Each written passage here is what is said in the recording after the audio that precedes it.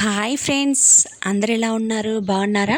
నేను కూడా బాగున్నాను. మీరు బాగుండాలనుకుంటున్నాను. కామన్గా చేసే ఈ చికెన్ కర్రీని మనం టేస్టీగా మంచి థిక్ గ్రేవీ ఎలా చేసుకోవాలో చూద్దామండి.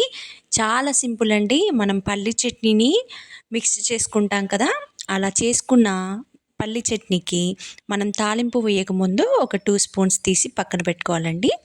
ఆ చికెన్ అయిన గ్రేవీ కోసం ఈ పేస్ట్ని యాడ్ చేసి 50% కుక్ అయిన చికెన్లో ఈ పేస్ట్ని యాడ్ చేయాలండి. చాలా బాగుంటుంది. టేస్ట్ అయితే చాలా బాగుంటుంది. గ్రేవీతో మనం చాలా వెరైటీస్ తినొచ్చండి. చపాతీ తినొచ్చు, పుల్కా తినొచ్చు, నాన్స్ తినొచ్చు. చాలా బాగుంటుందండి.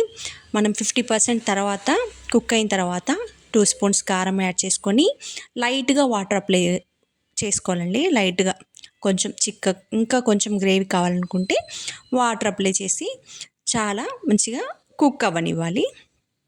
ఈ కుక్ అయిన చికెన్లో మనం లైట్గా గరం మసాలా వేసి ఒక 5 to 6 మినిట్స్ మంచిగా మగ్గనివ్వాలండి. ఇలా ఆయిల్ పైకి తేలిన తర్వాత చాలా టేస్టీగా, అంటే చాలా టేస్టీగా ఉంటుంది. నచ్చితే లైక్ చేయండి ఫ్రెండ్స్, సబ్స్క్రైబ్ చేయండి ప్లీజ్.